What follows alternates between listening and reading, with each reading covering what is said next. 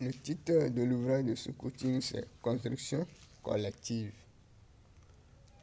Construction collective. Construction collective. Introduction.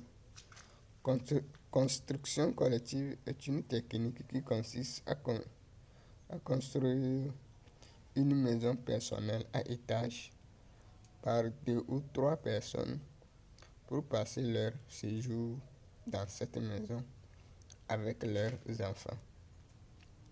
Cette technique a été inventée pour faciliter la tâche aux fonctionnaires et des employés des localités d'un pays d'avoir une maison personnelle pour passer leur séjour avec leur famille à moindre coût. Il n'est pas du tout facile de construire une maison personnelle pour un travailleur moyen, sauf les riches qui ont la capacité de le faire. Une maison se construit des fois à crédit que le propriétaire va travailler un nombre d'années pour payer ses dettes de la construction de la maison. 2 ou plusieurs entrepreneurs d'immobilier peuvent s'associer pour construire des maisons de location en utilisant cette technique pour rendre des services d'immobilier. Donc, des entrepreneurs aussi peuvent le faire. Donc, l'homme a besoin d'un domicile pour faire effectuer ses activités ou faire son domicile où il va habiter. Donc, là où il va habiter, donc, il a besoin d'un domicile. Donc, il faudrait qu'il loue ou qu'il construise.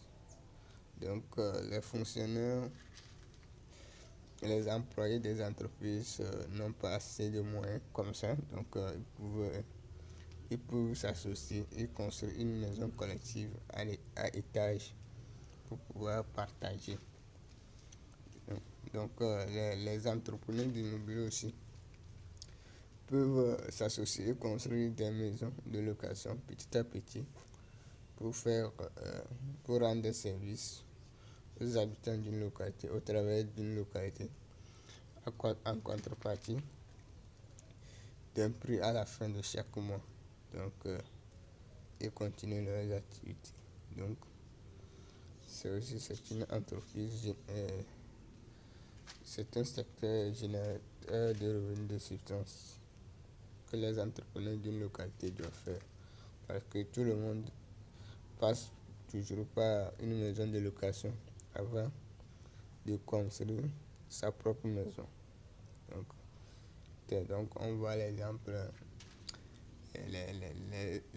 les dirigeants de l'État ou les entrepreneurs louent une maison après plusieurs années. Ils passent à la construction de leur propre maison. C'est ça. 1. Maison à étage. Maison à étage. Une maison à étage ou un rez peut être partagé par plusieurs familles pour faire leur domicile. Un rez est une maison R plus 1, c'est-à-dire il y a une nombre ou un bâtiment en haut de la chambre du bâtiment d'en bas.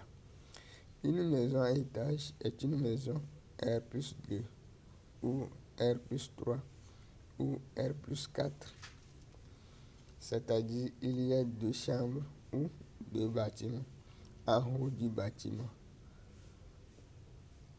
ou de la chambre d'en bas,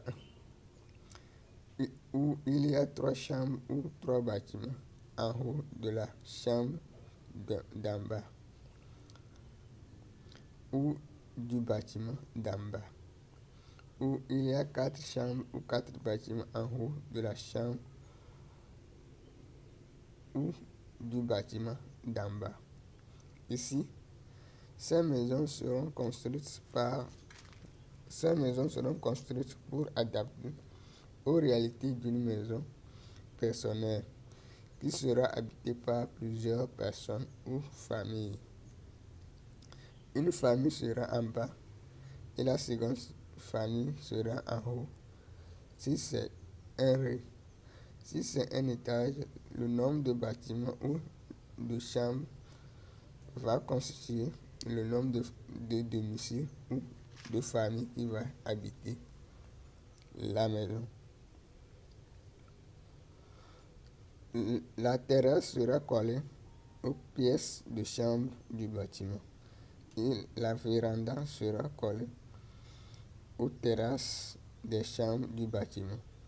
L'escalier sera relié aux vérandas pour faciliter la circulation des habitants dans la maison, donc dans le bâtiment.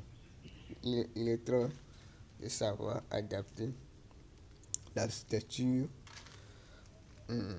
à une maison collective ou à une construction collective pour pouvoir aérer la maison, pour pouvoir faire habiter plusieurs personnes. Donc, on parle de rue, on parle d'étage. Donc, rue, donc une famille reste en bas et la deuxième est en haut. Donc, c'est un étage à trois. Donc, une famille reste en bas, une autre en haut et la troisième famille reste en haut. En haut. Donc, si c'est étage 2, donc une famille reste. Donc, c'est 10 là. Si c'est 3, il y a 3 familles restent en haut. Donc, il y a 3 bâtiments en haut. Et ainsi de suite. Donc, ça dépend. Donc, les moyens.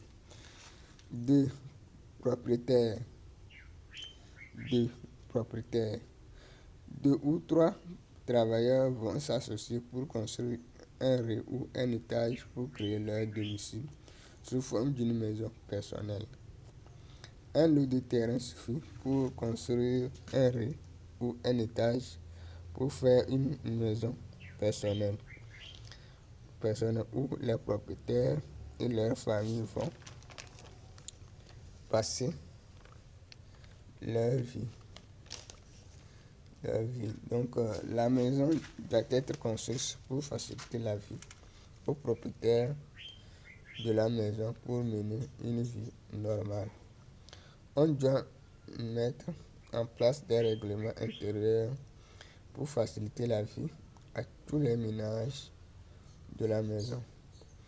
Chaque bâtiment sera attribué à un propriétaire et sa famille pour faire leur domicile. Donc, il faudrait qu'on prépare le nombre de cuisines, le nombre de WC, le nombre de WC, le nombre de douches, garage, tout ça là. Donc, il faut qu'on prévoit. Donc, le plan là, on doit donner ça à un architecte bien expérimenté.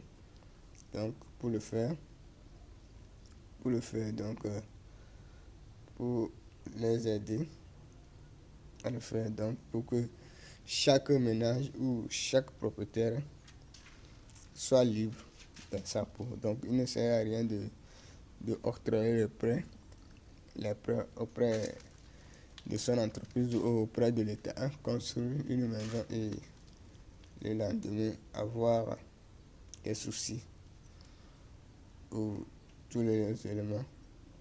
Donc, il faudrait que l'architecte puisse bien expliquer la vie qu'il veut mener dans la maison et l'architecte va adapter une infrastructure ou un bâtiment en fonction de ça. Il est nécessaire qu'on puisse le faire comme ça. Donc, c'est une technique que je mets en place aujourd'hui pour que plusieurs personnes puissent cohabiter dans une maison. Donc, quand j'étais à Nottingham, tout ça, plusieurs élèves où l'apprenant venait de plusieurs familles, loue des pièces de chambre et mène une vie convenablement. Chacun est le maître de sa pièce avec terrasse. Donc d'autres viennent des villages, viennent pour faire le lycée, collège, tout ça avec leurs petits frères. Donc ils vivaient tranquillement dans la maison sans difficulté. Donc ils vivaient sans difficulté. Donc parce que la maison était. Donc les entrepreneurs de Notiens mettaient en place des maisons de location agréables à ces derniers. Donc ils vivaient ensemble. Donc vous allez voir que vous rentrez dans une maison, c'est seulement les élèves ou les apprenants qui composent la maison. 3. Localité. Aujourd'hui, dans les localités d'un pays, on a des différentes constructions des maisons personnelles. Les localités sont villages, petites villes, moyennes villes, la grande ville. Au village, une maison personnelle est construite à l'aide des pièces de chambre avec terrasse et est clôturée à l'aide des fleurs. En petite ville, une maison personnelle est construite à l'aide des pièces de chambre avec terrasse ou des chambres et salons avec terrasse ou chambre-salon avec terrasse et des pièces de chambre et est clôturée à l'aide d'un mur ou des fleurs.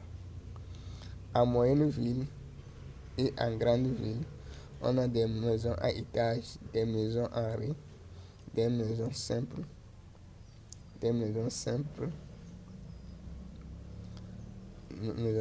La construction collective est adaptée aux moyennes et aux grandes villes d'un pays en respectant les critères du ministère de l'Habitat du pays de résidence. Donc, la construction des maisons dans les villages, donc on n'a pas besoin de clôture en mur. Donc il suffit d'avoir les fleurs, c'est les fleurs donc on prend pour délimiter le lot de terrain, etc. Et dans les petites villes, donc ceux qui ont les moyens peuvent faire la clôture. Donc ceux qui n'ont pas les moyens, c'est avec les fleurs. Donc les fleurs, ils le font. Donc c'est dans les grandes villes qu'on a besoin de clôture en mur, des rues, des chambres, des étages, tout ça. Donc la maison collective est adaptée aux grandes villes et aux moyennes villes pour pouvoir faire. C'est là où il y a la vie chère, un peu chère. Donc les terrains sont chers, tout est cher. Donc au village, on ne vend pas même les terrains. Donc la vie est moins chère là-bas. Donc chacun peut se procurer d'une superficie de terrain pour pouvoir faire sa maison de location. Donc ceci s'arrête l'ouvrage de ce coaching maison collective, construction collective. Donc qui montre les différentes localités d'un pays, etc.